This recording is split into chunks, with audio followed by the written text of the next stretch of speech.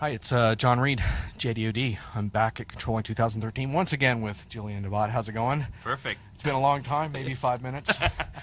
But actually, I really want to talk to you about net margin analysis, which is an RDS and an app. And I complain all the time about where are the apps. Yes, there's one of them. Well, here's an app.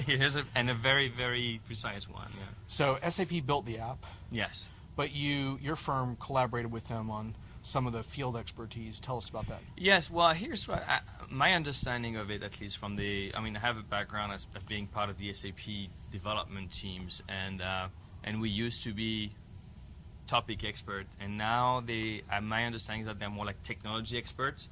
And I was working with a team in Palo Alto, and they are brilliant. They're really brilliant HANA guys, but the thing is that they're changing topics like every 6 months or every year, so they may not have the deep expertise in controlling, for instance. So the good thing is that they kind of recognize it, and then they get expertise from the outside, and we at Altavia definitely have that, and this history of contribution to the development teams in close relationship. So I was working with them for a couple of months, and I'm pretty proud of the result, actually.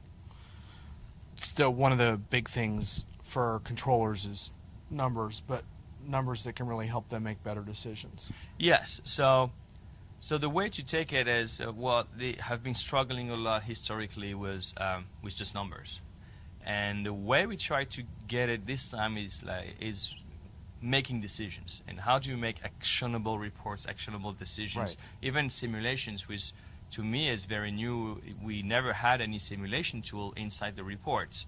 So it's very new, and I think it's a pretty nice application. And especially when it comes to profitable customers, or like you said, destroy your unprofitable customers, you need to get to the bottom of this. Exactly. And in the past, you just had a lot of aggregate information, and I heard you talking light item analysis of customers. Yeah, we do a lot of them. And I saw some people's eyes lit up in the audience. Exactly. Why would they be excited about that? Well, here's the thing.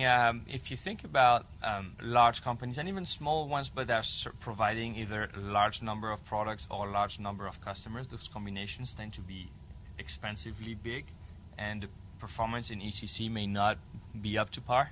That's challenging. Very diplomatic. Very diplomatic, yes. And so with HANA, those potentials go way beyond, and they in the past had to go to, let's say, the product group or the customer group, and it's kind of hiding some of the discrepancies between, let's say, you have a region and you have 10 sales offices, but 2 of them are way through the roof doing wonderful, and the remainder of them are all below water. So you definitely had to do something about it. And sometimes you may have one customer who is kind of doing good, but there's like this one particular order that was completely screwed up and everything was returned, right? So sometimes it's not the whole customer is wrong, it's that this particular order, so you have to go down to the line item to figure out, hey, what happened here, and then take action on it.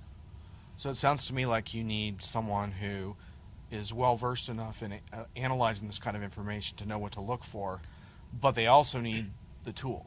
Yeah, the tool and they haven't really had enough precision a lot of times to get in there, especially when they deal with large volumes. Is that? Well, so the volume and precision comes from the COPA accelerator, which is one of the first things that SAP came up with the HANA. It was definitely a very interesting business case, right. But it's still the same numbers way faster, or now you can go to more granular.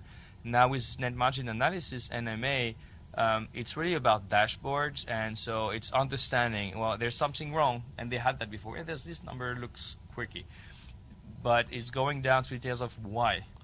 What happened? How is that even possible? Who is responsible for it? That's a big one, right? And then go into simulation. What can we do about it? So it's really very interesting where this is going. Well, and there's also a user experience aspect, right? Because in your presentation, you showed almost, if I might say, almost a pathetic-looking existing screen that users have to deal with to try to shift these decisions, versus something that's not only more precise, but it was a lot more visually appealing and intuitive as well. Yeah, absolutely. There's been a lot of effort. Try to tell them brace yourself. I'm going to use beautiful and controlling in the same sentence. Right. And it actually, what you're saying, I think that was a very nice user interface. And even beautiful in SAP. It's Wow. not something a long way to words go, that right? go together all the time. No, I think it's beautiful, and it's not only looks good, but it's really actionable. You can do something about it, and now you can put some of those controlling tools in the hands of managers, and not only like the pure power user that he only knows this one transaction that's doing the whole magic behind the scenes. All right, well, best of luck with that. Hopefully next year we'll have more stories in the field. Absolutely, yeah. Right. How this is going to happen, the deployment solutions, how you go. You choose HANA on site, on premises, or do you do it with the cloud? There's a lot of different options. Right, the cloud deployments, we didn't even get into that, but that's going to be another topic of discussion next time. I think. Yeah, we'll definitely. We have now first contacts with customers, some proof of concepts, and next year I'll be pretty happy to do a customer case study. All right, well, we'll talk about cloud next time. Later. See you Bye. next year. Bye.